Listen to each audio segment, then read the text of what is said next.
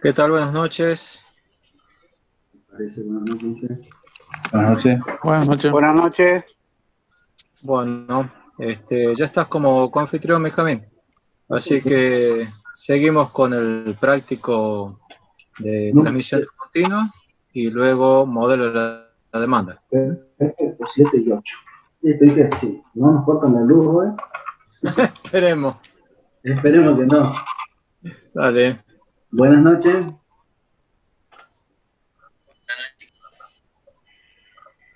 Buenas noches, Jero. Vamos a ver.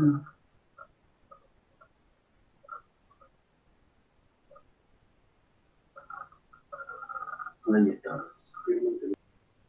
¿Se ve bien, chicos? ¿Ahí?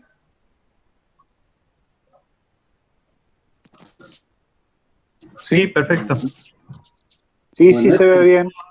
Este es el práctico número 7 que tenemos. A ver, vamos a sacar si ahí está.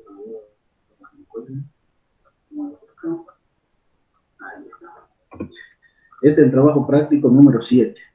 Transmisión en corriente continua.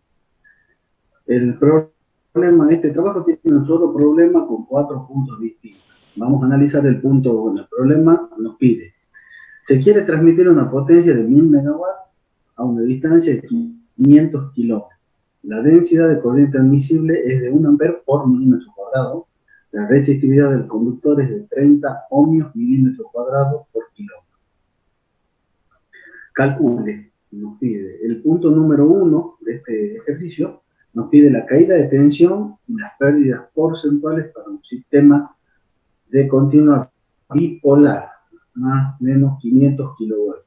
Entonces tenemos la potencia a transmitir, 1000, J, densidad de corriente admisible, 1 ampere milímetro cuadrado, la distancia son 500 kilómetros, Rho es de 30 milímetros cuadrados por kilómetro y la resistencia de tierra, ese es un dato que usamos después, es de 1 ohm. Vamos a ver. Lo primero que hacemos es, para calcular la caída de tensión y las pérdidas porcentuales, comenzamos primero por la potencia. 2U por I, el sistema es bipolar, vamos con 2U por I, despejamos la corriente y tenemos que la corriente es de 1000 amperes. La intensidad de corriente admisible era I sobre A, entonces despejando después la corriente, A es I sobre J, con lo cual, haciendo los 1000 amperes la densidad de corriente admisible, tenemos que es de 1000 milímetros cuadrados. Ese es el área. R, la resistencia es Rho por L sobre el área. Entonces, una vez que tenemos los datos anteriores, hacemos el cálculo. Teníamos que era 30 Rho, 30 ohmios milímetros cuadrados por metro. Eso se lo multiplica por 500 por la 3, que son kilómetros, acuérdense, 500 kilómetros, y esa es la 3, y dividimos en los 1000 milímetros cuadrados, con lo cual nos da una resistencia de 15 ohms.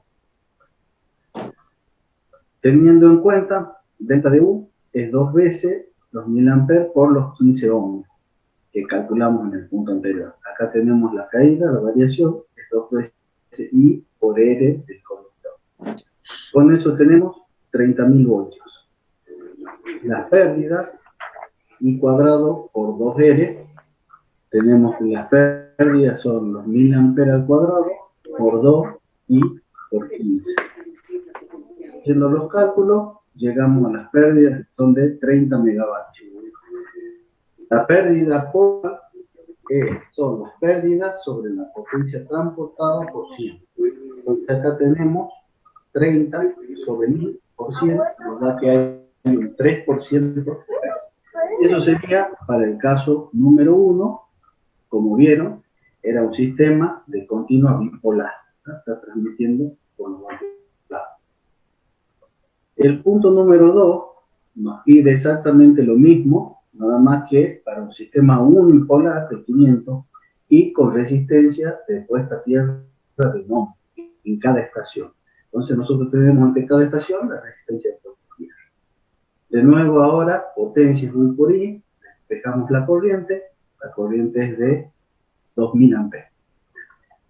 Tenemos J, hacemos el despeje para ver el área, 2000 milímetros cuadrados, calculamos resistencia, perdón, Rho por L sobre área, la longitud de la línea ya sabíamos que era 500 kilómetros, el mismo cálculo que el punto anterior, con lo cual llegamos a que la resistencia es de 7,5 ohms. Con ese dato, vamos acá, donde delta de U es IR más I por 2 veces la resistencia de tierra. Calculando finalmente, tenemos que es I por R, y acá I por 2R de tierra. Finalmente, si sacamos factor común, nos queda que es R más 2R de tierra, con lo cual tenemos el 7,5 más 2 por 1, pues son 2, y con esto lo multiplicamos por 2000, nos queda 19.000 voltios delta de U. Las pérdidas I cuadrado R, acá el R compuesto, ya tenemos que es el R de conductor más las dos tierras, puesta a tierra, la suma de las dos, hacemos el cálculo, 38 kilovatios. De nuevo calculamos la pérdida porcentual, que son las pérdidas totales, sobre la potencia transportada por 100. Tenemos 38 sobre 1000 por 100, es del 3,8%. ¿Vamos hasta ahí? ¿Vamos bien? Sí, bien. Listo. Ahora vamos al punto 3 del mismo ejercicio.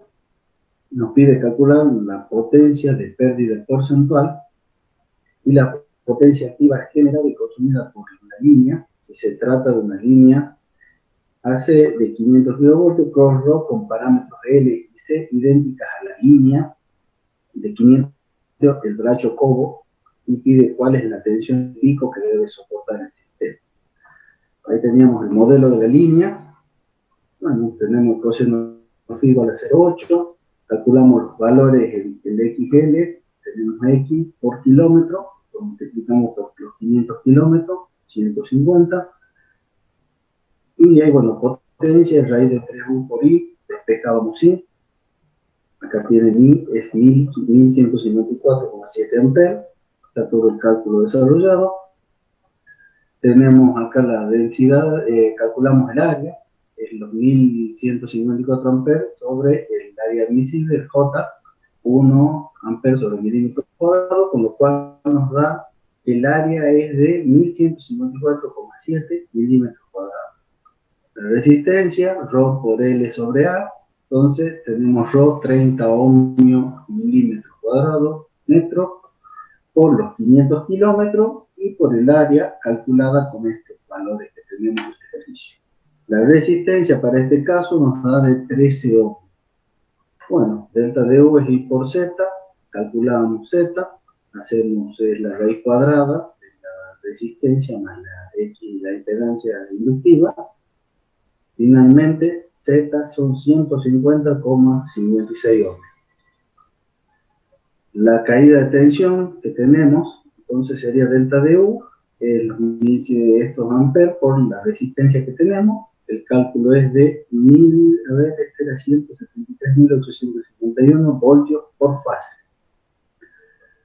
Delta de U es 3 por, y ahí tenemos para las 3 fases el valor calculado de tensión. Las pérdidas que tienen, ¿sí?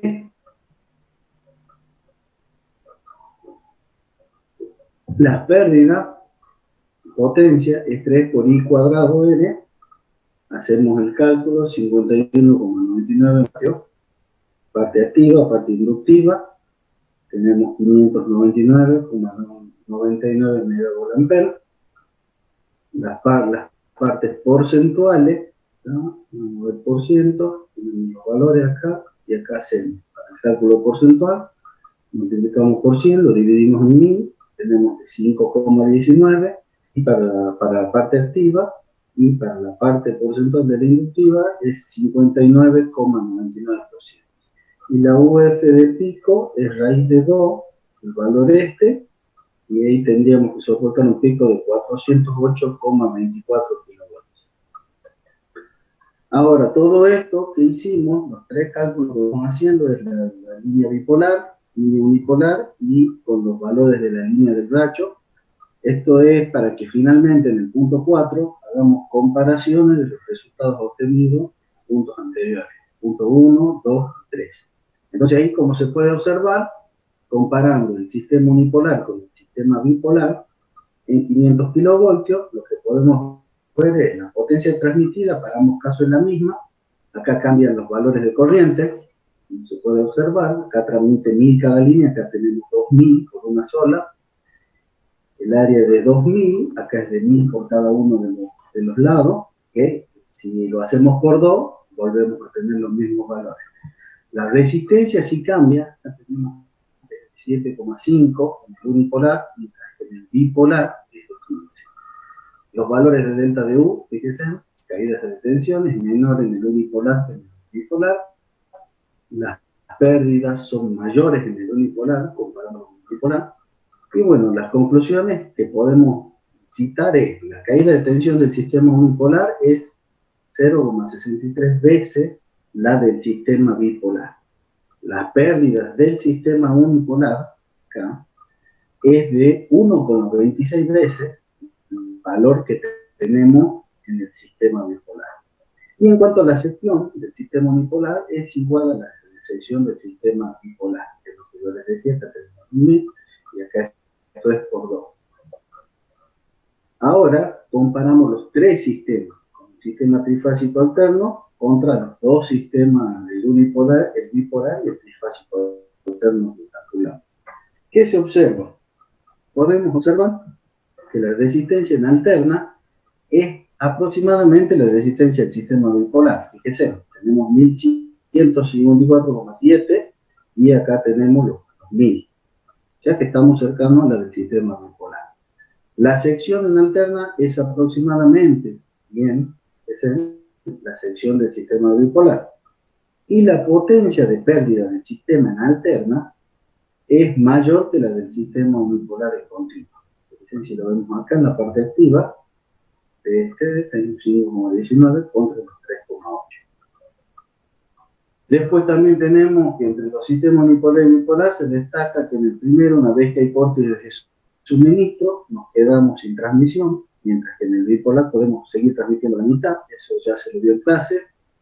Después también observamos la diferencia en tamaño de conductores y las distintas resistencias, resumiendo todo lo que se habló. Y en las caídas de tensión también se observa que en alterna son mayores, así como también las pérdidas. Por lo tanto, por razones de costo de distancia, nos convendría en este caso trabajar como un sistema de continuo. Y eso más o menos es el trabajo práctico. Ahí finaliza el trabajo práctico de transmisión de corriente continua. ¿Lo siguieron? ¿Hay algo que quieran consultar?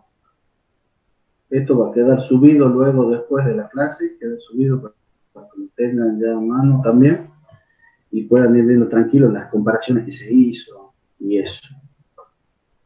¿Estamos? Ingeniero, Sí, una sí. duda. Sí. Diapositiva anterior, ¿por qué multiplica por 100 y divide por 1000? Es lo mismo que en el anterior, fíjate, nada más que acá está multiplicado. Dijimos las pérdidas, ¿verdad?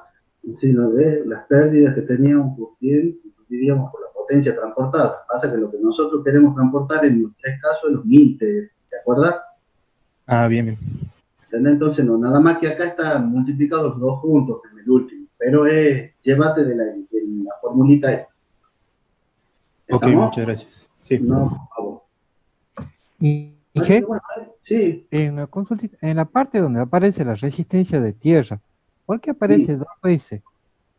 y porque está en en ambos extremos, acordate. En el Ah, ejercicio, listo. espera, a ver que te lo leo el enunciado, ahí fíjate, ¿ves? Con resistencia de puesta a tierra de 1 ohmio en cada estación, te aclara. Ah, Entonces, listo, listo. consideramos el circuito completo, ¿lo ves? Perfecto. 1 ohmio más la R del conductor más el otro ohmio de la otra puesta a tierra. Listo, listo. Gracias, Inge. Bueno, entonces esto ya va a quedar subido, así que nos quedaría ver el otro, que es el trabajo práctico que sigue, que es el de modelo de demanda. Dejamos compartir el anterior. Vamos a ver el que sigue, que también son cortitos dentro de todo. Este que fue el tipo 8.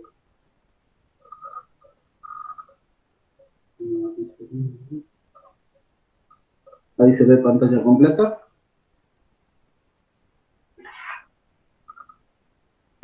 Sí, ahí se ve. Bueno. Este trabajo práctico tiene 3 ejercicios. También es demasiado corto para ese que nos hizo Dorando otra vez de 80 diapositivas. Estos son cortitos, son de 10, menos de 15 diapositivas. Así que, bueno, este tiene 3 ejercicios solamente. ¿Está? Comencemos con el primero. En cuanto a modelo de demanda, nos pide la ETS de Pozo, en horario pico va a ser una demanda de 45 megavatios, con un factor de potencia 0,94 en atraso.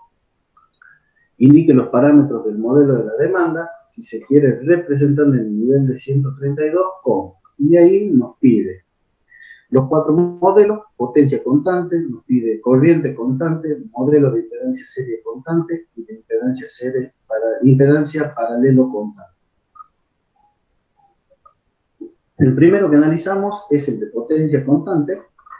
Como verán los datos, vamos poniendo, potencia es 45 megavatios, coseno phi 0,94 en atraso, por lo tanto tenemos phi 19,94, el ángulo en atraso, Q es P por la tangente de phi, obtenemos que es J 16,33 megavolt reactivo, y conformamos lo que sería SD, potencia constante, en donde sacamos que el módulo de S es la raíz de P cuadrado más Q cuadrado. Ya tenemos P, calculamos Q, hacemos las raíces, tenemos el módulo. Y bueno, y el ángulo es 20 grados de atraso. El otro ejercicio nos pide la parte B, corriente constante. Tenemos P igual a raíz de 3U por I coseno de phi, despejamos la corriente, y es igual a, bueno, ahí tenemos 45.000 kilovatios, dividido en los 132, por raíz de 3 por 0,94, con lo cual tenemos 209,38 amperes, y bueno, haciendo el tratamiento del ángulo, 19,94 de atraso, tenemos que I es igual a 209,38 con menos 19,4 megavolt ampere, prácticamente menos 20 grados si lo quieres redondear. De ahí tenemos el punto C, que nos pide el modelo de impedancia serie constante. Ahí está dibujadito, el que vieron en teoría, impedancia serie constante. Este modelo es RS más JXS, y bueno, lo terminan haciendo como módulo de la tensión al cuadrado, sobre P cuadrado más Q cuadrado, por PS más JQS.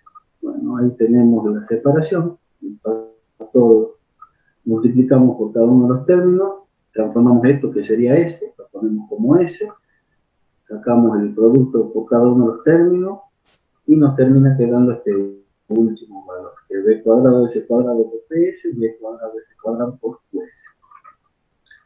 Haciéndolo ya, reemplazando los datos de la ecuación, tenemos 132 kilovoltios, raíz de 3, elevado al cuadrado, S, tenemos 45, ¿se acuerdan del ejercicio primero? Que era 45 más 16,33.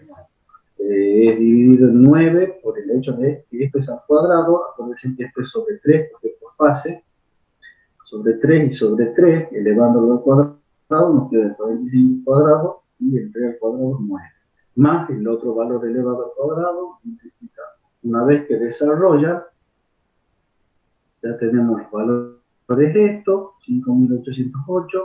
Después, fíjense, corroboren las unidades que no se les he puesto. Acá tenemos kilovoltios, esto era mega. Entonces, kilovoltio al cuadrado, acuérdense que era mega. Esto es voltio cuadrado. Bueno, acá nos queda mega, volt-ampere. Hagan las simplificaciones correspondientes y verifiquen las unidades. Con lo cual, finalmente, vamos a obtener el valor ohms. Entonces, una vez que hacemos las divisiones, multiplicamos por este número. Con la impedancia esta, tenemos los valores finales, en donde RS más JXS, en polar tenemos 363,96 con el ángulo de 20 ohmios. Ese es el modelo de impedancia serie constante, que cumple las ecuaciones que tenemos en esta parte de arriba. El otro modelo es la impedancia paralelo constante, en donde los consideran paralelo y cumple con estas ecuaciones. R en paralelo más JXP y es P al cuadrado módulo sobre P módulo sobre Q J. Reemplazo los valores por los datos, llegamos a este último valor, en donde tenemos 1135,08 con un ángulo de 70 valores de. Eso era todo el problema número 1. Fíjense en ir viendo cada modelito.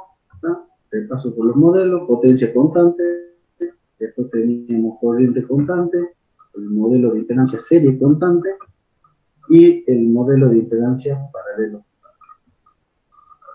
El problema número 2, ya acá entramos a usar lo que sería un modelo polinomial. Nos pide que para la demanda del problema anterior, siempre te van a basar con el problema número 1.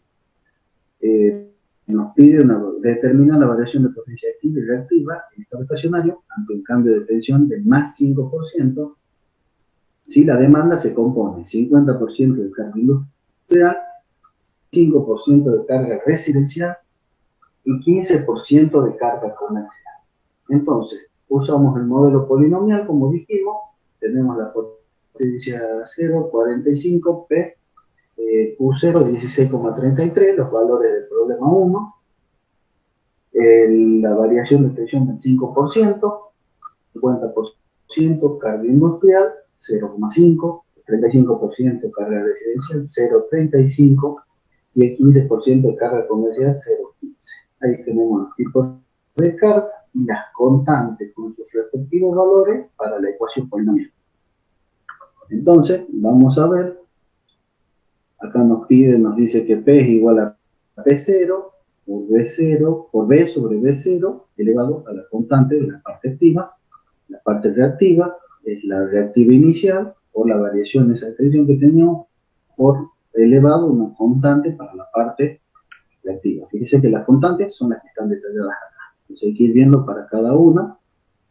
Y eso finalmente ya les voy a mostrar en la ecuación que queda después al final. Entonces hemos dicho, carga industrial era el 0,5, residencial de 0,35 y la comercial era 0,15. Nos queda de esta manera, fíjense, para la parte activa, puede ser, era 45. Y bueno, y de acá definíamos lo que es también B sobre B0. Teníamos delta de B, 0,05 por B0. B es B más delta de B. Reemplazándolo a delta de B por estos valores, nos queda que B0 es 0,05 B0 y sobre B0 para ambos casos, fíjense, factor común B0, esto nos da 1 más el 0,05, nos da el 1,05 que vamos a usar en la ecuación. Esta es la ecuación polinomial, tenemos la parte activa y acá tenemos cada uno de los valores. Acuérdense, esto era de, si mal no recuerdo, comercial, 0,15. Aquí está la variación esa B sobre B0, que calculamos recién como 1,05, y vamos a ver el coeficiente este, que era para la parte comercial. Fíjense, para la parte comercial, el coeficiente en la parte activa es 0,65. Se lo reemplaza ahí. Vamos a la parte de la carga industrial, 0,5, es 1,05, se mantiene, y esto es 1,8, y si lo buscamos en la tablita, en la parte industrial, la parte activa, la constante es 1,8. Y así sucesivamente con la parte que nos falta, que es la parte de carga residencial. Fíjense que acá la constante es 2. Vamos a la tabla, 2. Una vez que la tenemos, calculamos y nos queda que la potencia es de 48,915 megavatios compuesto. Hacemos exactamente el mismo tratamiento para la parte reactiva. Por supuesto que cambiamos los valores, estos son los valores de la parte reactiva, exactamente igual que hicimos recién, y con sus constantes. Acá hay que corregirlo, esto es KU, porque es para la parte reactiva. Como verán, QC finalmente, el compuesto, es la parte que teníamos, parte reactiva, estamos multiplicados, bueno, por la composición de cada uno de los porcentajes de las distintas cargas. Acuérdense, esta era de 0,15 la comercial, esta industrial, 0,50 y la parte de la residencial. Acá tenemos 2,5, 2 y 2,5. Volviendo a la tabla, fíjense, vamos a la tablita, el de KQ, 2,5, 2,5 y 2 para la industrial.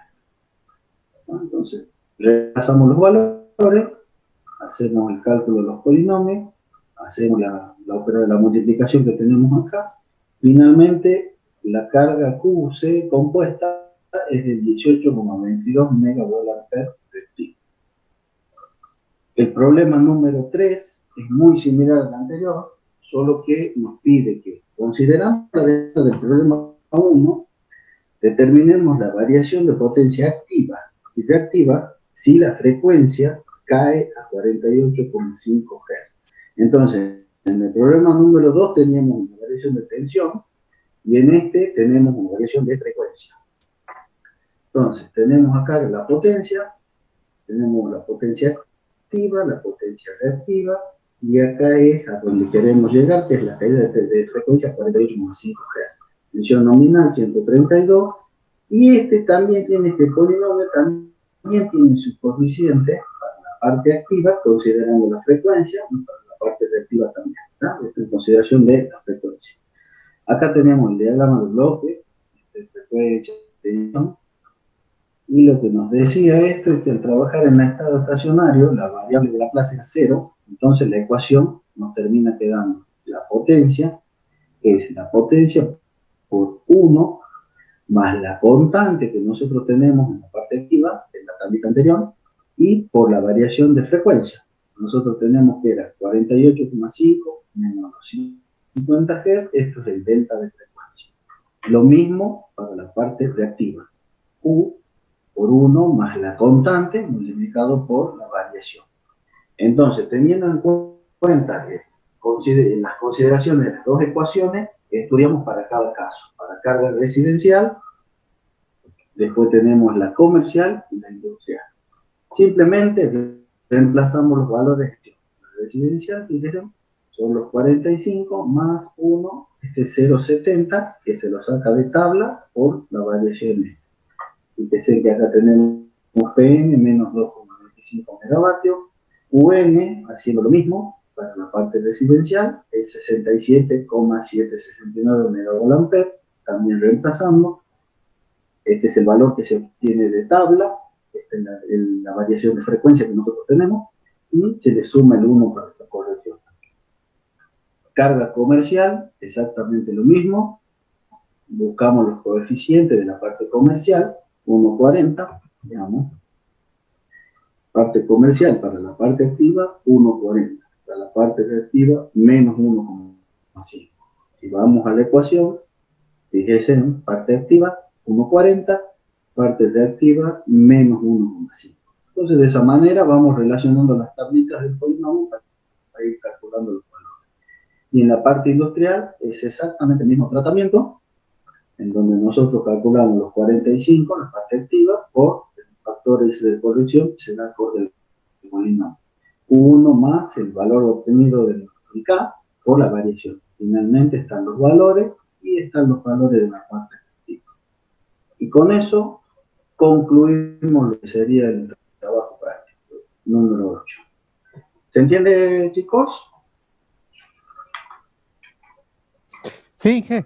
¿Entendés? Sí, ingeniero. Los dos van a quedar después a disposición de ustedes. Ya el ingeniero los va a subir a la noche. Hoy, mañana ya le va a estar subiendo. Pero bueno, son cortitos estos, así con esto no van a llorar tanto como el número 6. ¿Alguna consultita, algo más? 10 días de nuevo, Inge, como siempre. ¿O les damos un poquito más para los dos? Inge, Sí. le quería hacer una consultita. No sé si va a tener, cuándo se le puede consultar sobre.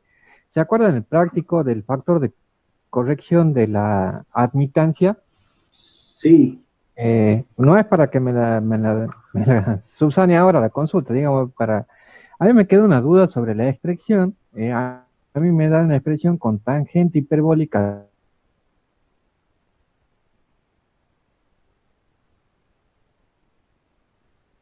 coincide, Sí. pero no sé si yo he hecho mal ahí el artificio al aplicar la idea. La cuestión que, digamos, con respecto al práctico, que yo lo he usado de referencia, por supuesto, es para Sí. enterarme si es que he hecho macana o no, digamos, porque de ahí se arrastran todos números complejos. Mándamelo, mira, la consulta si quieres hacerla por el grupo o si no, mándamela por correo. Cosa que yo me fije bien dónde es que vos me estás indicando y me fijo Sí, bien qué es lo que vas haciendo y qué es lo que tengo. Y ahí te sí, respondo por correo, no hay ningún drama. sí, Mándala bueno, ya al pelo, bueno, le hago por el WhatsApp, por el grupo, por el y bueno, y le grupo, pongo. pues mándamela por correo electrónico, no hay drama. Yo ya te la veo, ya me guío bien en qué página es, todo, y vemos qué es lo que estás haciendo vos. Comparamos, Perfecto, el pelo, no hay listo. ningún problema. Muchas gracias, Inge. No, por favor. Cualquier cosa, ustedes saben ya que estamos disponibles. Armamos una clase de consulta extra a las clases estas que estamos dando en los horarios normales. Si Exacto. quieren, nos reunimos un día media hora antes o coordinamos Perfecto, como ustedes quieren. listo. ¿Mm? Gracias, Inge. Dije, 10 días a esto le da. Y sí, sí, he resuelto todo, vos. Pasar en limpio, nada más. Bueno, 10 días, entonces sería para el 20.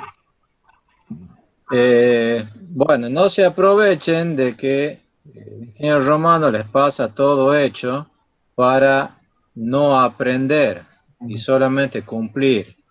Sí, O no, sea, en la medida que ustedes lo pasan en limpio, vayan analizando bien qué es lo que se ha explicado. Fíjense que en el tema de hoy se ha analizado el modelo de corriente constante, impedancia constante y potencia constante. Después, el que no se ha analizado es el modelo ZIP, el ZIP, que es el modelo polinomial de impedancia constante, corriente constante y potencia constante. En su lugar se ha puesto ese otro modelo que presenta el práctico, que es un modelo polinomial donde se han determinado porcentajes de demandas que responden a su comportamiento en cuanto a las características, no sé, de instalación, por decir así. Una es residencial, otra es industrial y otra comercial. No es impedancia constante, corriente constante y potencia constante. Así que eso es lo que yo le diría, tengan cuidado, ¿no? Y otra cuestión también, piensen ustedes también, si yo tengo un aumento de tensión, ¿qué tiene que pasar con la demanda? ¿Va a aumentar o va a disminuir? Y en función de eso, chequeen el resultado. Si la frecuencia aumenta, ¿qué pasa con la demanda? ¿Aumenta o disminuye? Entonces, esas cuestiones gruesas, conceptuales, las tienen que tener claras. ¿Estamos? Sí, señor. Sí, ingeniero. Bueno. No, y por ahí también, Inge, el tema Sí, de sí. que por ahí está desarrollado le sirve mucho a ellos, porque resuelven bastante tiempo para hacer los análisis que usted le está indicando. Por ahí, entre hacerlo y todo, que lo tengan como guía ya resuelto, le allanan bastante el camino para ir haciendo verificaciones. Así que bueno, que lo sepan usar nada más. Exactamente, Sí, sí, exactamente. siempre está de referencia, hay algo, digamos, ahí para, por lo menos hasta para saber lo que no hay que hacer, inclusive. Exacto. No se aprovechen de que está todo resuelto para no pensar. Seguro, ¿Mm? Las neuronas no están de cuarentena. seguro. Vamos, hay que usarlas más todavía. El tema Bueno, de ya queda menos de... la ¿Ah? asistencia para los La chicos. asistencia a partir de las 11. Y ya se está por cortar, queda menos de un minuto. Así que esperamos que se corte y ya arrancamos con el próximo tema, que es modelo de transformadores. El transformador es, ahí está.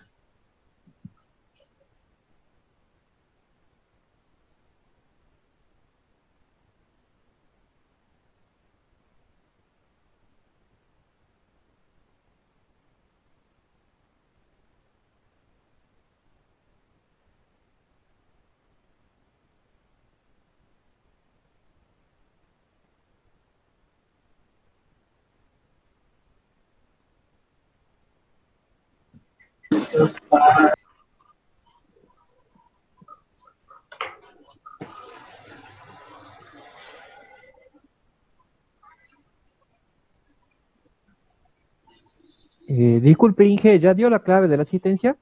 A las 11, Perfecto, ya les voy listo, a ir pasando para que lo tengan, así listo. no me interrumpo.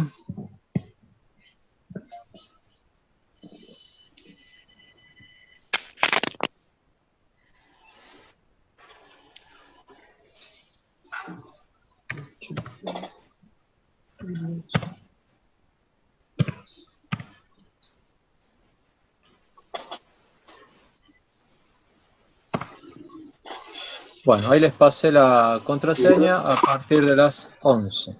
¿Sí? Bueno, vamos con el modelo del transformador. Ahí están viendo la pantalla, ¿sí?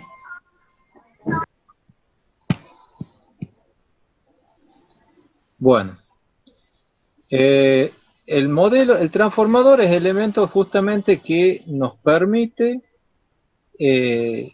construir redes enanas de grandes potencias y grandes extensiones, ¿sí? Ya hemos dicho que en continuo no existe el transformador. Si yo alimento un transformador por un lado con corriente continua, por el transformador, o sea, a ver, empecemos al revés. Si yo alimento el transformador aquí con un devanado por corriente continua, ¿se establece aquí un flujo magnético, sí o no? No, ¿Por qué?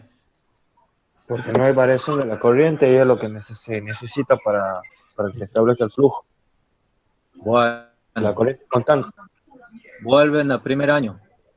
Hay flujo, pero hay flujo constante. 5 casilleros para atrás. 5 años para atrás. Tengo un flujo de continua. Sí se establece un flujo. Nada más que tengo un flujo continuo, constante. ¿Sí? Y ese Bien. flujo constante sería encadenado por otro enrollamiento. Y por acá tengo una tensión constante. ¿Cierto? Sí, No. No, la tensión Si es yo cero. tengo un flujo constante acá, ¿cómo voy a tener una tensión constante? Para eso existe la ley de Faraday.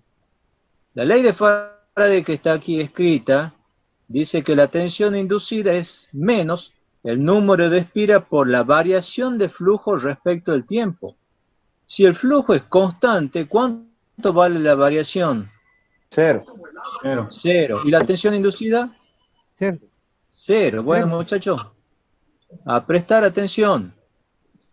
Por favor, para la materia esta, yo necesito que ustedes tengan frescos los conceptos de transformador, de magnetismo. Después del modelo de transformador, seguimos con modelo de máquina sincrónica, que es mucho más complicado. Yo lo voy a tratar de simplificar, pero es mucho más complicado y si no tienen los conceptos claros, no van a aprender. Volvemos entonces, y ahora sí lo hagamos funcionar el transformador como tal. En el primario, alimento esta bobina con una tensión alterna, la cual me da una corriente alterna. Esa corriente alterna establece un flujo alterno, variable, ¿sí? Y ese flujo variable, por la ley de Lenz, de Faraday, perdón, me induce una tensión variable, y si yo pongo aquí una carga, voy a tener una corriente variable, ¿sí? Eso es lo que hace un transformador. Es una máquina estática, no hay nada en movimiento, salvo los electrones, pero no hay ningún elemento mecánico que se esté en movimiento. Para analizarlo, primero vamos a considerar el transformador ideal.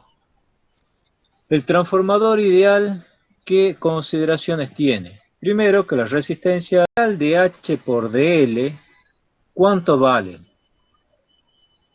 Vale 0. ¿Por qué?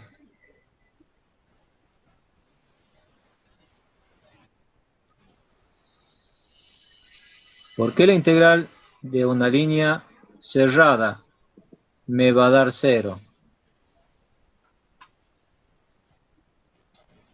¿A qué es igual a H? ¿No hay circulación de corriente? No, estoy considerando que hay corriente. ¿A qué es igual a H? A B sobre mu. B sobre mu. ¿Cuánto vale mu? Infinito. Infinito. ¿Cuánto es algo sobre infinito? 0. La integral de 0, Cero. 0. ¿No es cierto? Entonces, la integral de H por DL da 0, porque mu es infinito. Pero sí podemos calcular la corriente encerrada, ¿sí? Los amperes vuelta del primario menos los amperes vuelta del secundario, ¿sí? Va a ser 0. Entonces, si nosotros calculamos cuál es la relación entre las espiras del primario y la espira del secundario, nos da en forma inversa la relación de corriente. N1 sobre N2 es igual a I2 sobre I1, donde N1 sobre N2 es lo que nosotros definimos la relación de transformación. ¿Sí? Bien, eso si analizamos la ley de Ampère. ¿Por qué el signo menos? Bueno, por la convención, ¿no? Aquí abajo está el modelo del transformador ideal, ¿sí? Donde tenemos la tensión en el primario, la corriente en el primario, la tensión en el secundario, la corriente del secundario. Aquí la corriente está entrando y aquí está saliendo, ¿sí? Por eso es el signo negativo. ¿Estamos? Y este es el modelito o el símbolo del transformador ideal. Ahora vamos a la ley de Faraday, ¿sí? ¿Qué dice la ley de Faraday? Que la tensión en el primario va a ser igual a menos N1 por la derivada del flujo respecto del tiempo, ¿sí? Ese flujo establecido por la corriente I1. En el secundario, la tensión inducida es menos N2 por la derivada del flujo respecto del tiempo.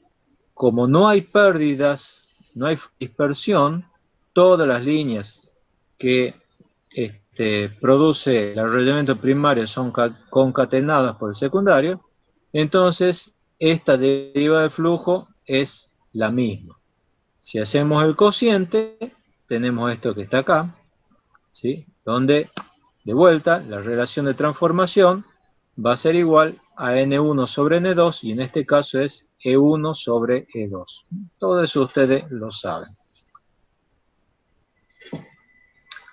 Otra demostración que no sé si ustedes lo han visto, pero bueno, es interesante saber de dónde sale, por lo menos. Si yo quiero calcular cuánto vale la impedancia que yo puedo tener, una carga que puedo tener aquí en el secundario vista desde el primario, ¿sí?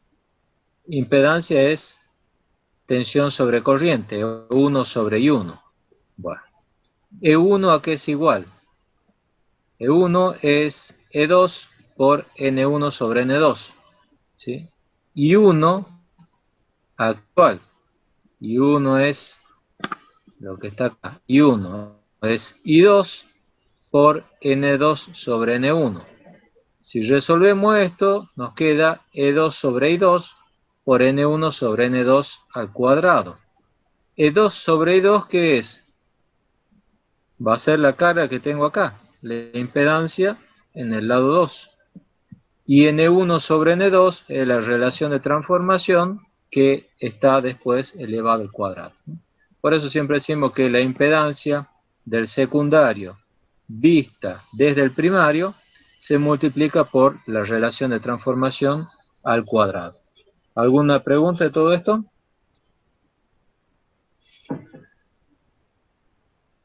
¿No? Bueno. Esperen que se me ha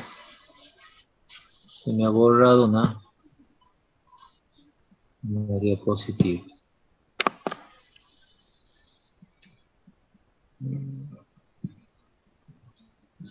Ahora sí.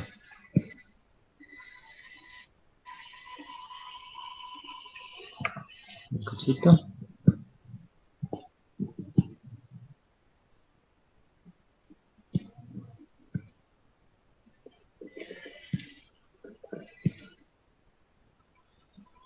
No sé qué pasó, yo tenía una diapositiva que ahora no la encuentro. Bueno, ya les voy a hacer para la clase que viene. Bueno, no, me disculpan porque cuestiones que yo daba en el pizarrón, ahora bueno, tengo que poner todo aquí en el PowerPoint y no sé qué es lo que me ha pasado con la diapositiva del transformador real que estaba un poco más detallada. Bueno, vamos al transformador real. El transformador real, ¿sí?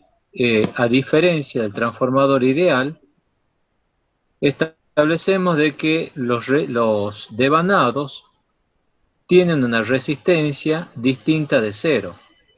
Por lo tanto, vamos a tener pérdidas en el cobre. También establecemos que la permeabilidad del núcleo, ¿sí?, es distinta de infinito. Por lo tanto, vamos a tener flujo de dispersión.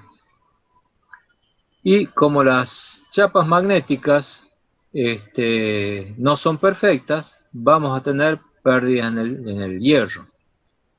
Y vamos a tener también, por lo tanto, pérdidas reactivas, ¿no? Entonces, esto es lo que sucede. Nosotros tenemos el devanado del primario, lo excitamos con una determinada tensión, circula una corriente, se establece un flujo variable, pero parte del flujo establecido se cierra por el aire, porque en vez de una autopista, en el circuito magnético tenemos una calle, ¿no? Entonces hay un flujo de dispersión que se sale, no es canalizado totalmente. Pero bueno, parte de ese flujo, ¿sí?, es concatenado en el otro extremo, también hay un flujo de dispersión, ¿sí?, y ahí se induce la tensión en el secundario. El circuito, el modelo del transformador real es este que tenemos aquí abajo, que ustedes ya lo conocen, ¿no? Resistencia en el primario, que es la resistencia del devanado del primario, ¿no es cierto?, que me van a dar las pérdidas del cobre al primario. La inductancia del primario, que es la inductancia de la bobina, ¿sí? En el secundario tenemos lo mismo, resistencia secundario, resistencia del devanado del secundario, e inductancia del devanado del secundario. Después tenemos también aquí el dibujito del transformador ideal. En este transformador ideal se cumple las ecuaciones estas que están acá, ¿sí?, la relación de transformación. Pero ¿qué es lo que sucede en realidad? Lo que sucede en realidad es que aparece esta otra rama, esta otra rama que me va a dar la corriente en vacío, el circuito tanque que ustedes seguramente le han llamado, ¿no? Aquí tenemos la corriente vacío que se compone de dos. Una que es una corriente resistiva o una corriente de potencia activa que se debe a las pérdidas en el hierro, ¿sí? Y después hay una componente inductiva que se debe a la necesidad de magnetizar el transformador. Es el flujo de magnetización de vacío del transformador. Entonces, si vamos un poquito a las ecuaciones aquí arriba, vamos a tener ahora que la corriente del primario va a ser igual a la corriente del vacío, ¿sí? No me aparece aquí esta flechita.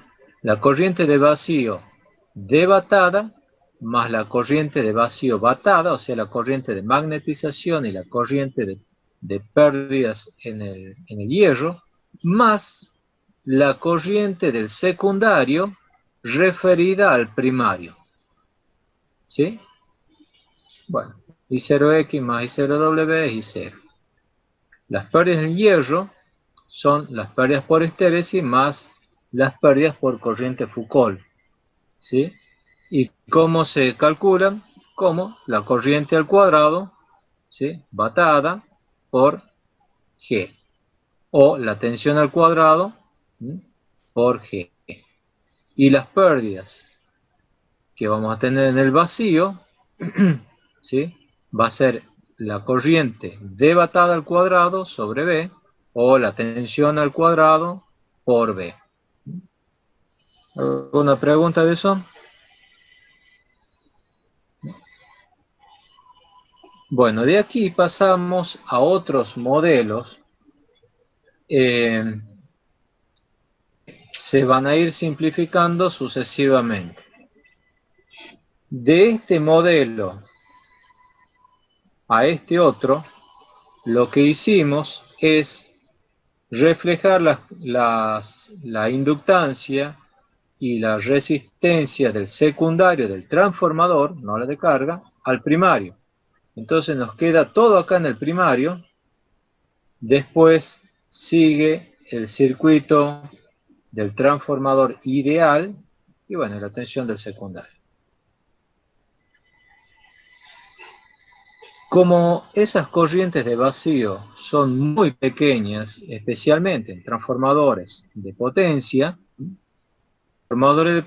podemos despreciar estas corrientes, la I0, y por nos queda este otro circuito, ¿sí? Sin el circuito paralelo. Lo que hacemos, la resistencia equivalente va a ser la resistencia del primario más la resistencia del secundario reflejada al primario, y la inductancia del primario más la inductancia del secundario reflejada al primario, ¿no?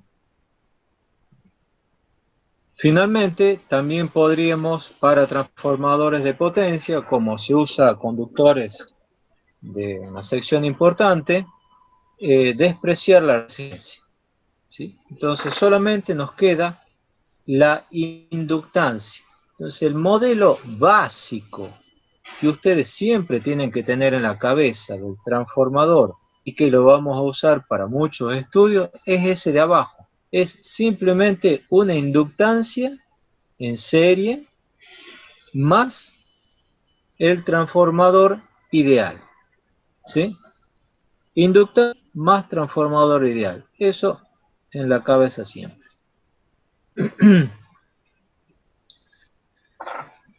¿Qué elementos no están contemplados en el modelo? Uno es el tema de la saturación. Nosotros estamos considerando en este modelo, ¿sí? Piensen aquí en el modelito este de arriba, lo podemos ver. Aquí no hay saturación, es decir que independiente del nivel de tensión que pongamos acá, esta corriente va a crecer en forma lineal. crecer en forma lineal. O sea, si nosotros trabajamos con el circuito que estamos modelando, es como que aquí esto sigue la zona lineal, no hay saturación. En realidad lo que sucede es que si aumenta la tensión, la corriente aumenta en una proporción mucho mayor. ¿Estamos?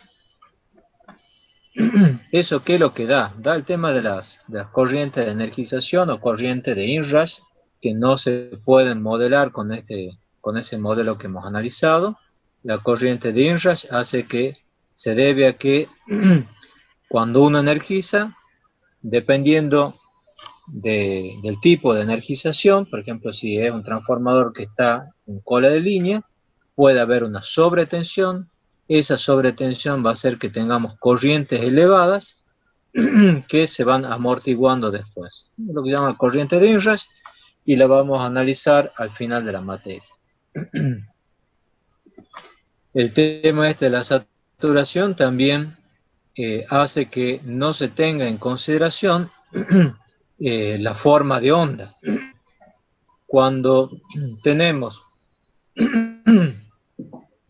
que se trabaja fuera de la zona lineal, entonces aparece una corriente no senoidal que si nosotros la descomponemos en serie de Fourier aparecen armónicos indeseables. Esto tampoco está contemplado en el modelo. Y como para que ustedes vayan viendo, si nosotros quisiéramos modelar el transformador para analizar cómo se comporta ante sobretensiones transitorias, es el que está abajo, es el modelo que deberíamos hacer.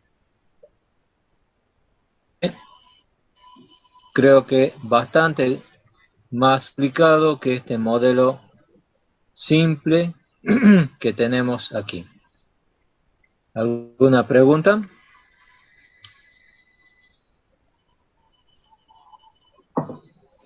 Oye, Bueno, acuérdense dentro de un minuto anotarse con la asistencia. Bueno, ¿cómo determinamos los parámetros? Esto ustedes ya lo han visto en máquina. Por favor, repasen. Aquí yo les voy a hacer una determinación de parámetros bastante conceptual y sencilla. ¿Sí?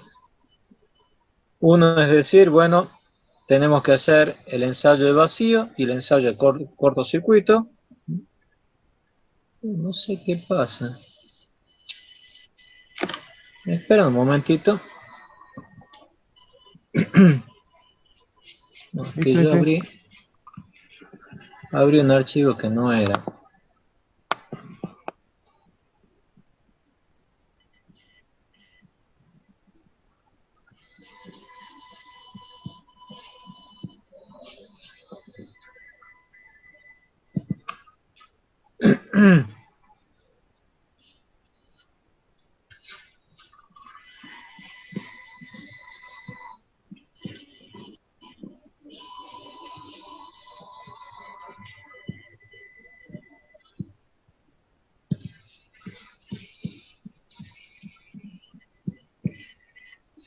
Ahora sí.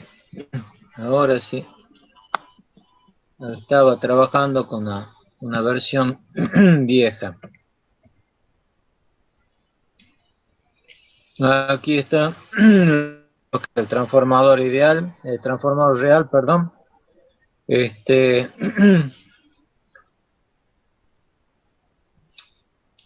También como para que tengan algunas cuestiones conceptuales respecto de los parámetros del transformador.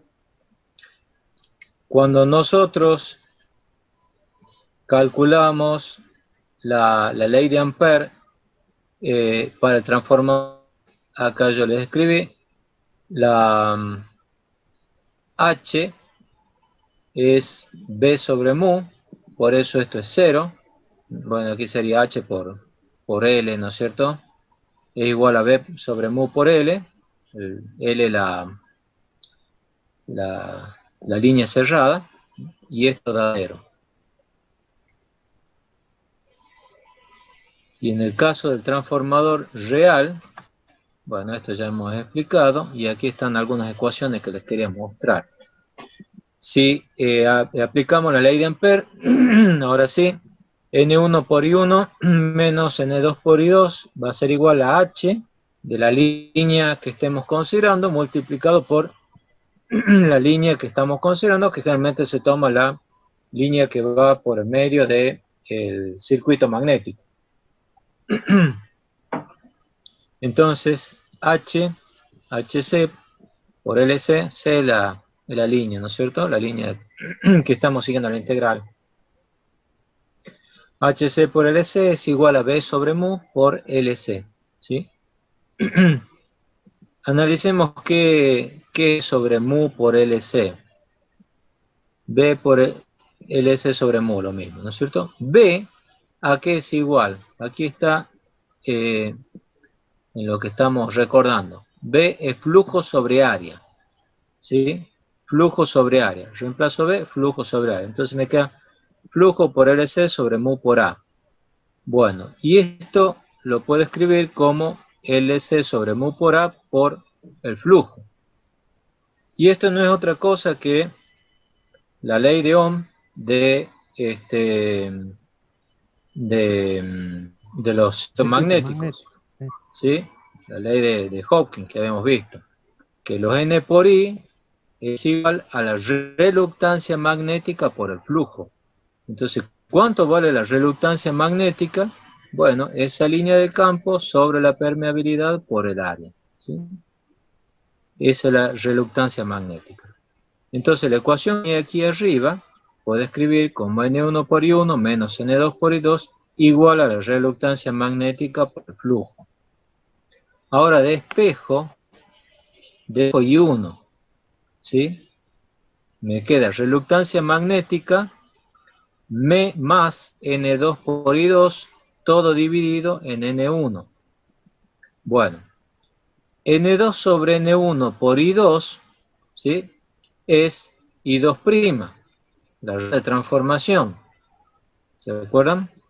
I2 reflejado al primario, esto que está aquí arriba en el dibujito. ¿Sí?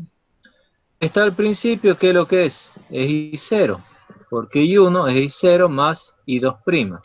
Entonces I0 es la reluctancia magnética por el flujo sobre N1. Bueno, de acuerdo a la ley de Faraday, vamos aquí a lo que estamos recordando, E igual a menos N de phi sobre dt, estamos tomando absoluto ahora, y si el flujo es senoidal, ¿sí? Podemos decir que es N por J omega por phi, ¿sí? Entonces, el flujo lo reemplazo por E sobre NJ omega. E sobre NJ omega. Entonces operando, me queda E1 sobre J omega, N1 por N1 al cuadrado, sobre la reluctancia magnética. Entonces, de aquí podemos ver que nos queda E sobre JXM, ¿sí? XM es la inductancia del transformador, ¿sí? La inductancia del transformador. ¿Y cuánto vale XM? Es N1 al cuadrado sobre la reluctancia magnética, ¿sí? Bueno, eso es lo que me estaba faltando explicar de vacío. Pero específicamente, si queremos calcular la parte resistiva y la parte inductiva, ¿sí? La inductiva es la tensión al cuadrado sobre la corriente debatada, y la resistencia es la tensión sobre la corriente batada.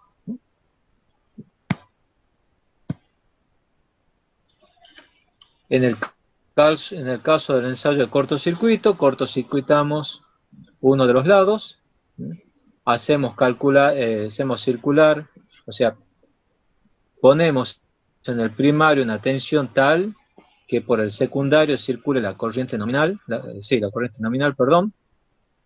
y además medimos en el primario la corriente nominal y las pérdidas que se producen, ¿sí? Y la tensión a la cual tenemos que aplicar para que circule en el secundario la corriente nominal. Entonces, directamente el UK del transformador va a ser la tensión esta que estamos aplicando sobre la tensión nominal, ¿sí? Y este lo podemos dividir en las dos componentes que tiene, la componente batada y la debatada. La componente resistiva va a ser la potencia que estamos midiendo acá, dividido en la potencia natural. Y bueno, si tenemos el UK y tenemos el UR, podemos calcular la debatada como la raíz cuadrada del UK al cuadrado menos UR al cuadrado por Pitágoras. O sea, todo esto se puede hacer porque estamos despreciando esta corriente de vacío respecto de la corriente nominal. ¿Sí? ¿Alguna pregunta? Inge, ¿existe algún caso en donde se deba considerar R1, la resistencia de los arrollamientos? Las normas establecen clarito cómo hay que hacer el ensayo y hay que seguir las normas esas. Bien. Entonces, todos hablamos lo mismo. O sea, cuando ustedes compran un transformador y le dicen a ustedes cuánto vale el UK, cuánto vale el UR, cuánto vale el UX, es todo calculado según normas. ¿Sí? Listo. Muy bien. Bueno, analicemos un poco el tema de los grupos de conexión. Los transformadores tienen distintos grupos de conexión, ¿sí? La conexión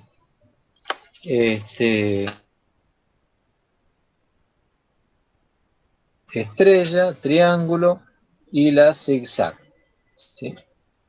La conexión en estrella se utiliza en el arrollamiento de alta tensión porque lo que hace es, tiene tres funciones. Uno es que permite la referencia a tierra. Esa referencia a tierra, a través de este punto N, ¿no es cierto?, que lo conectamos a tierra, puede ir directamente conectado a tierra o a través de alguna resistencia. Ese punto, el conexionado en estrella, permite la referencia a tierra, permite una menor aislación. ¿Alguien me podría decir por qué permite una menor aislación?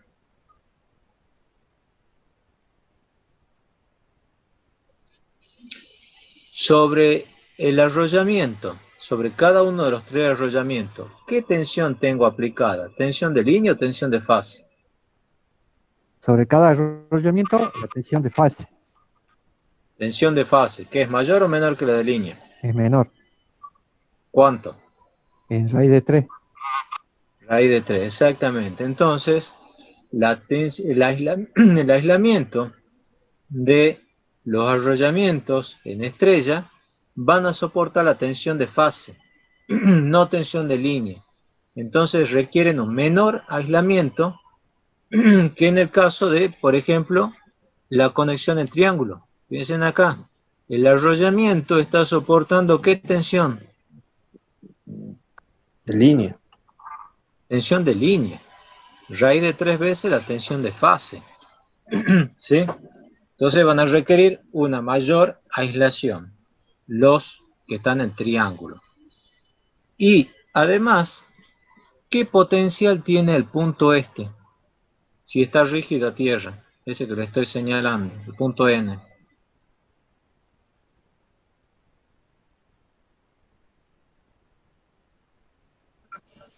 Cero. Cero. Y que está potencial cero. Ninguna. No necesitaría ninguna, ¿no es cierto? Entonces, este tipo de arrollamiento permite ir graduando el aislamiento desde un valor que tiene que soportar la tensión de fase hasta un valor menor. Obviamente que el arrollamiento también soporta algunas sobretensiones. Sobretensión obra, por ejemplo, tiene que ser capaz de soportar sobretensiones temporarias, ¿sí? Acuérdense que, por ejemplo, si hablamos de 500, el transformador tiene que soportar hasta un más 7% en condición anormal, en condición de falla. Entonces, no es que la aislación va a ser cero, ¿sí? ¿Estamos? Bueno, esas son las tres razones por las que se usa arrollamiento estrella en alta. Después tenemos el arrollamiento en triángulo. El arrollamiento en triángulo se lo utiliza en el lado de baja. ¿Por qué? Porque el lado de baja está conectado, digamos, más cerca que la demanda.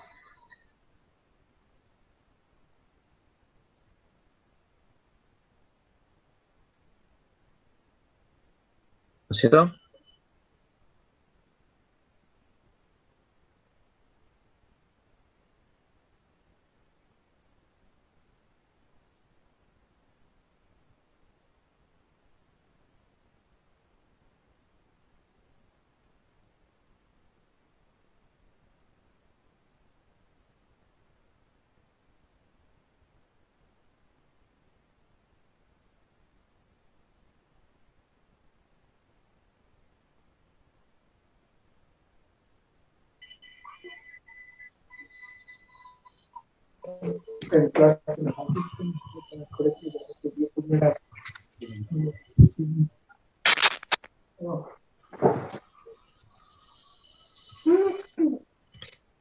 Basta, basta.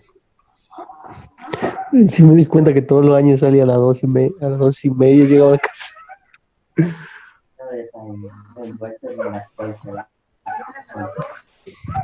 Si ya quiero, ya estoy envuelto, güey. Mientras tanto, en el transcurso de Venezuela, por favor, apaguemos el celular si no va a participar.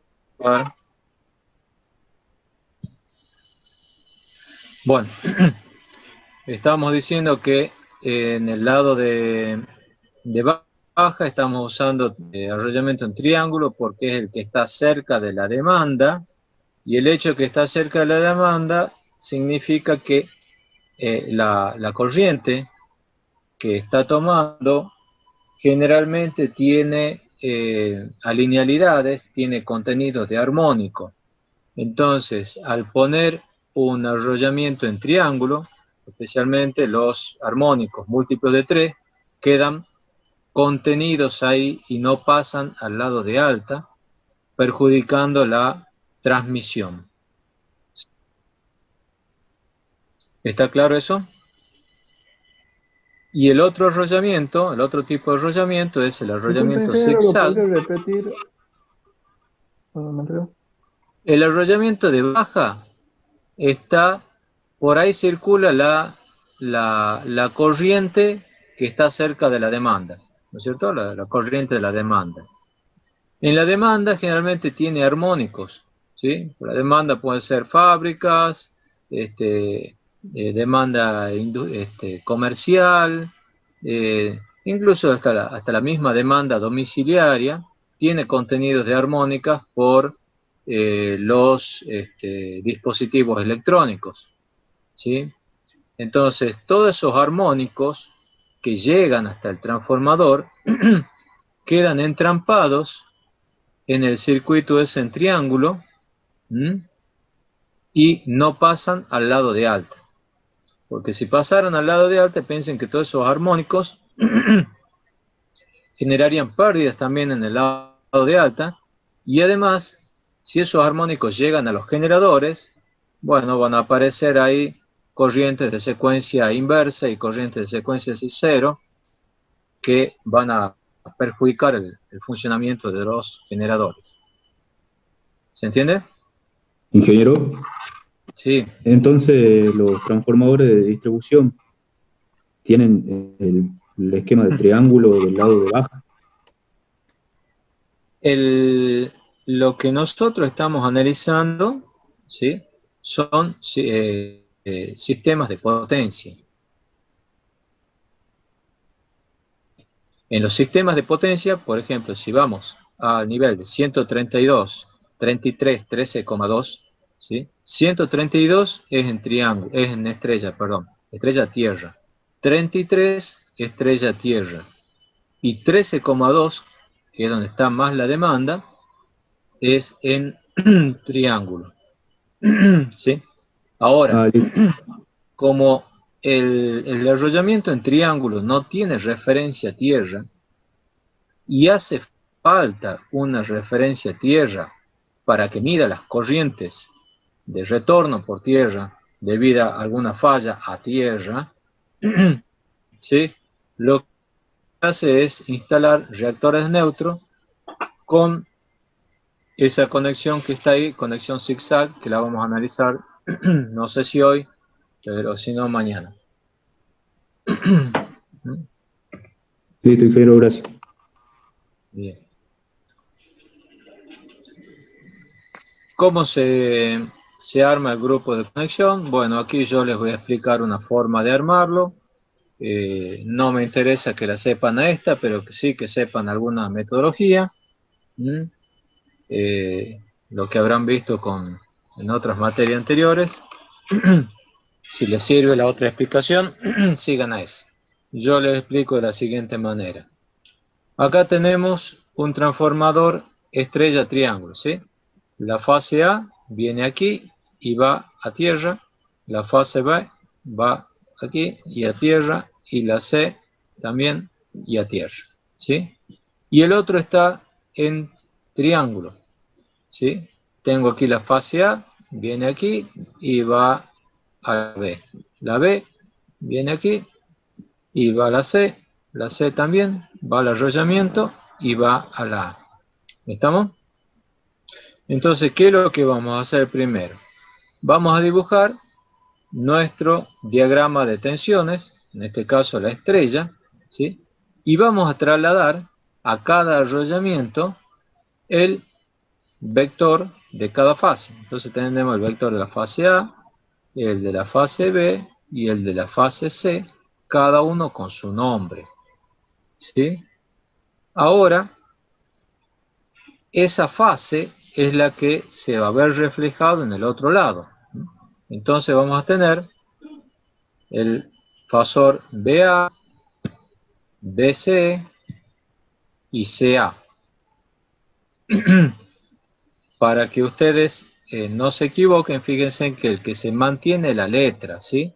En este caso A está a la derecha, sigue a la derecha. B está arriba, C abajo, sigue abajo, ¿sí? Y después lo superponemos con el diagrama que teníamos antes, ¿sí? Lo armamos, mejor dicho, al triangulito, ¿no es cierto? Uniendo los extremos de igual nombre, ¿sí? Este B se tiene que unir con este B, este C con este otro C, y lo mismo el A. Y ahora sí, lo superponemos a los dos diagramas. Y ahí ya podemos sacar el ángulo horario, en este caso sería 30 grados, el ángulo de desfasaje. ¿Sí? ¿Se entiende? Sí, ¿qué? Sí, sí. Bueno, el transformador, veamos el transformador de 3 arrollamientos. El transformador de 3 arrollamientos no es otra cosa que 3 transformadores de un arrollamiento. Aquí yo tengo 3 transformadores de un arrollamiento, ¿sí? En rojo estoy dibujando el primario, por ejemplo, y en gris el secundario. Entonces, cada uno de estos transformadores en forma separada, ¿sí? Tienen el primario y el secundario en el mismo lado. Ahora lo que yo podría hacer es unir esos transformadores, ¿sí? Y eliminar 2 de esas columnas que están en el medio y utilizar solamente la de uno. Fíjense entonces que yo tengo aquí el flujo de los tres transformadores se unen aquí en el medio, pero como están separados, desfasados 120 grados, entonces la suma de tres flujos desfasados 120 grados a 0. Es decir que esa columna del medio también yo la podría eliminar. Y me queda este circuito que está abajo, ¿sí? Entonces este flujo 1, ¿sí?, se va a cerrar por las columnas del medio y la de la derecha. El del medio se va a cerrar por una y por la otra, y así. ¿Se entiende? Sí, ¿qué? A ver. Ese que teníamos recién es lo que se llama transformador de tres columnas. ¿Qué es lo que pasa con el transformador de tres columnas? Es el más económico, ¿sí? Pero tiene el problema que si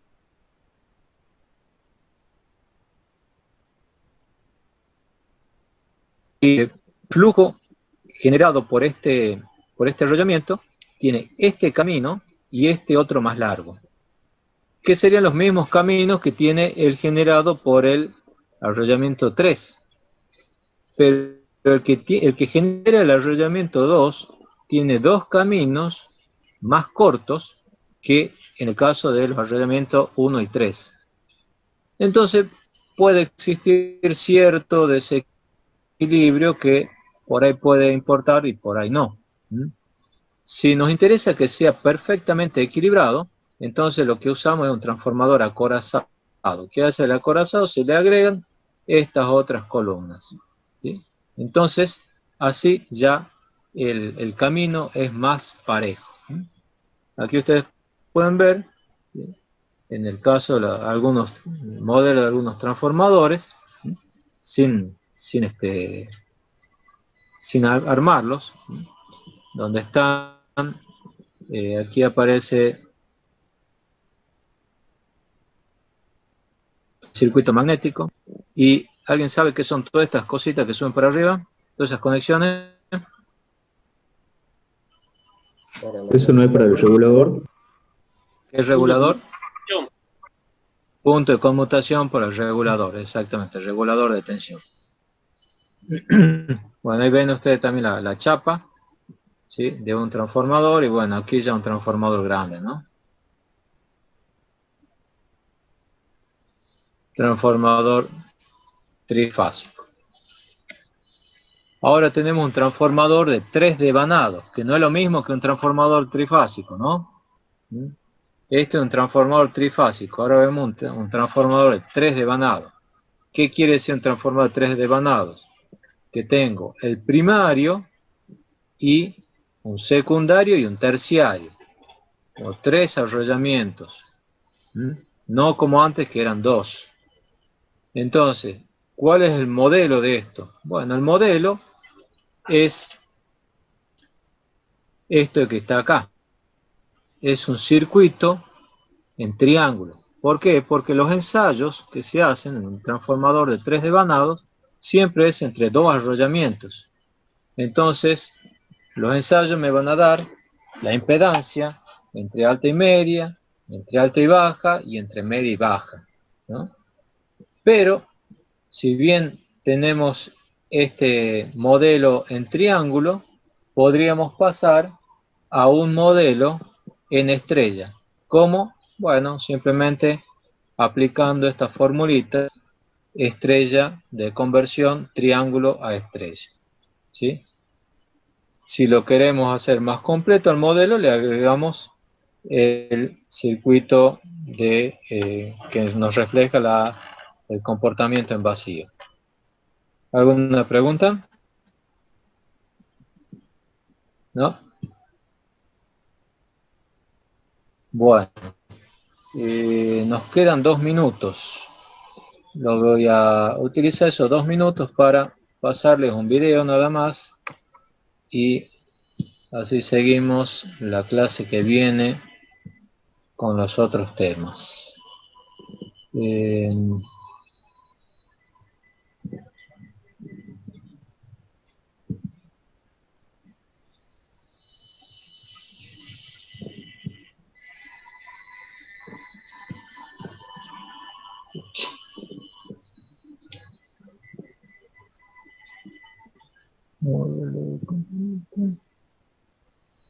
Bueno, acá está. Ahí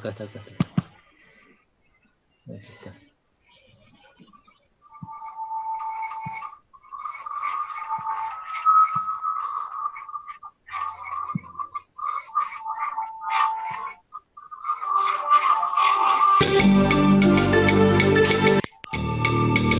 Bueno, aquí está la estimación del transformador. Están los lugos, están los magnéticos, primarios, secundarios. Depende del aceite.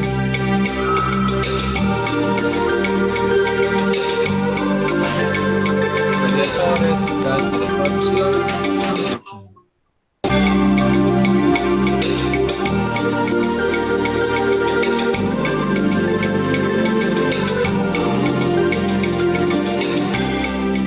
¿Se me escucha cuando hablo yo? No, cuando pone el video. ¿Sí? Bueno, ahí les estaba diciendo las distintas partes. Ahí está la cuba.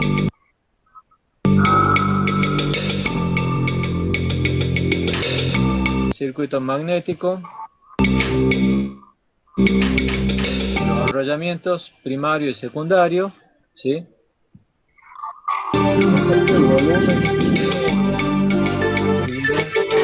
El yugo, eso, ahí está. El yugo, se lo llena de aceite, la tapa, los radiadores, los bushing y el tanque de expansión.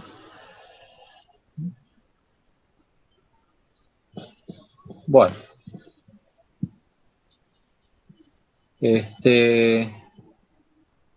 con esto terminamos por hoy y seguimos mañana. ¿Alguna pregunta antes que nos despidamos o seguimos mañana más?